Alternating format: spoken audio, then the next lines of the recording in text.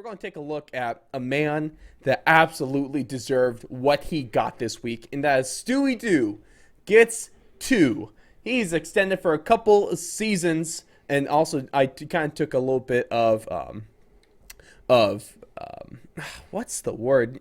I really hate that when you try to. It's such a simple word. It's such a simple word, but you can't think about Give it. me some descriptors, see if I can help you out here. Well, an inspiration from Coach There we Donnie go. with his headlines. There we go. I can talk, ladies and gentlemen. I do it all the time. You think I'd be better at this point, but apparently not.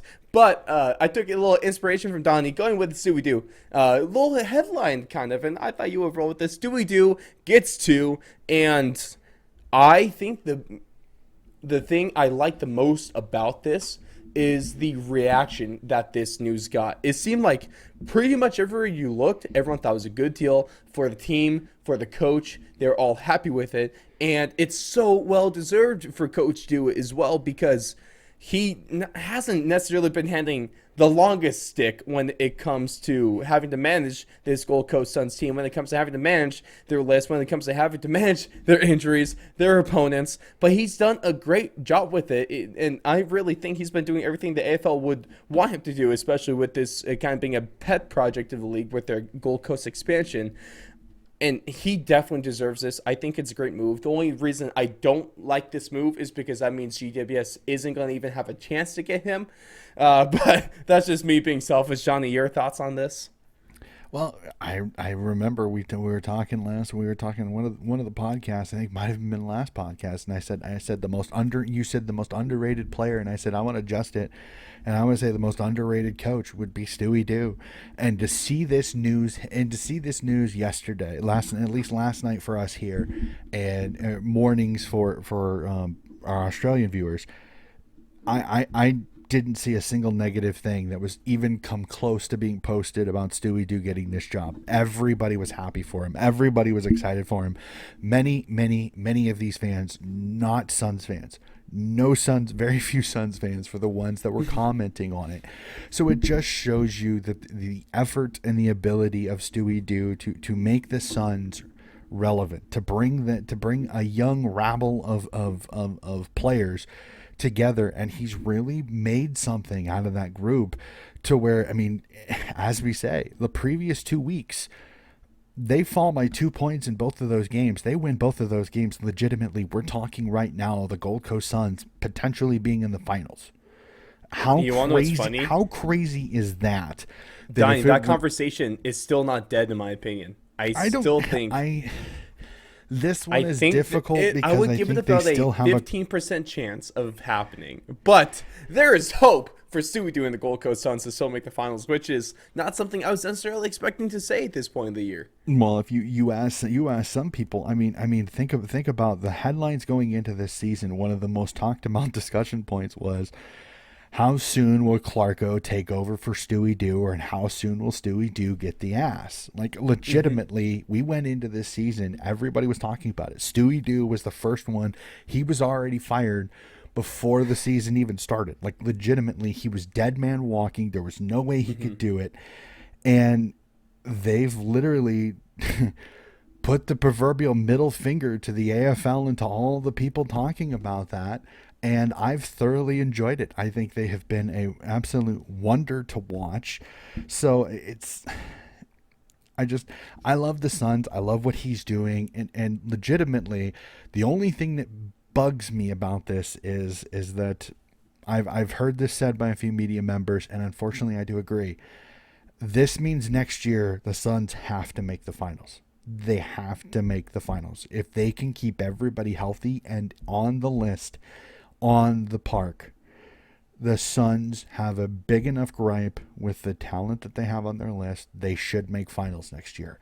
And I don't think that's completely unreasonable, though. It's not unreasonable, but it's terrifying for a young list because it's a lot of pressure. Yeah, it is a lot of pressure on a team that has a lot of players under the age of 28. So it's just a very, very interesting little situation we got here. I pulled it up really quickly because thinking the Suns still have a chance for the finals. They got the Richmond Tigers this week. That's not an easy draw, even up in Nope. Metricon. Um, I'm not super confident in that one. Essendon, Honestly, I think I they see 16 points here possibly. yeah, I North Melbourne they should win. Hawthorn they should probably win. West Coast is still up in the air. I don't know what West Mm-hmm. Coast you're going to get because West Coast is That's a good injury point. riddled, but We've seen a few different they things. put a scare. They've put a scare into a couple of opponents over the last few They're weeks. So not they just a pushover anymore. That's not solely anymore. just for North Melbourne at this point.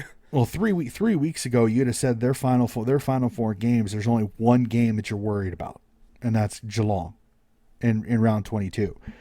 I mean, like I said, 3 or 4 weeks ago, you had West Coast, you had Hawthorn, and you had North as three of your final four games. You're chalking up 12 points already. Mm-hmm. That's not as simple anymore. And Essendon, I don't think Essendon is as easy as a 4 points as some people were talking either.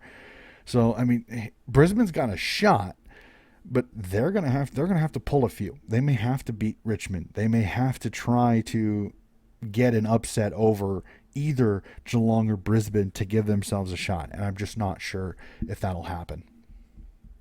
Of course. I think it might happen though. I'm not saying that it's going to. I'm just saying that there's still hope there over on the Gold Coast. And one of the interesting things that's going on now is some news that just broke a little bit before we started recording this, actually, over Wednesday night here in the States, Thursday morning over in Australia, is that according to Mr. Brown of, I think it's Fox Footy 7, he said that Alistair Clarkson he's kind of keen on the Essendon Bombers, which of course assumes that they move on from their current coach. They bring in Alistair Clarkson, so that's an interesting thing to hear. And then with our kind of thoughts that Port Adelaide is not going to make the finals, we could almost, it's fairly safe to assume that they're going to move on from Ken Hinkley as well. So that puts a kind of a couple coaches, a few coaches possibly there in the mix, whether it be for GWS, whether it be for Port Adelaide, whether it be for Essendon as well. So there, I think it's going to get a little bit crazy. I still got my fingers crossed that GWS does come down with Clarko as their head coach. I would be so ecstatic to see what he can do with that list, even without possibly Tim Taranto. So we'll see what happens, Donnie. I think it's going to be crazy though. There's going to be a lot of movement potentially. It'll be fascinating. It definitely throws a little bit of a curveball in the GWS ranks because I think there was some people probably that were banking on Clarkson being a high thought process for GWS's job because there is a ton of young talent. There is some things there, but for him to kind of earmark Essendon kind of it's a very fascinating earmark because it throws a lot of curveballs at Mm-hmm. Essendon's coach currently and kind of the review that they're currently undergoing because I mean if they you don't want to say people are doing stuff to make things happen but you're almost worried that will they try to find issues so then they can Mm-hmm. let go of their current coach to let Alistair Yeah, Clarkson come back in. wouldn't be the Um, first time that's happened. yeah, so there's a little bit of to it, a little bit, but I don't know. But that sends the shockwave a little bit through because Gold Coast job is now off the table, so we don't have to worry about that one.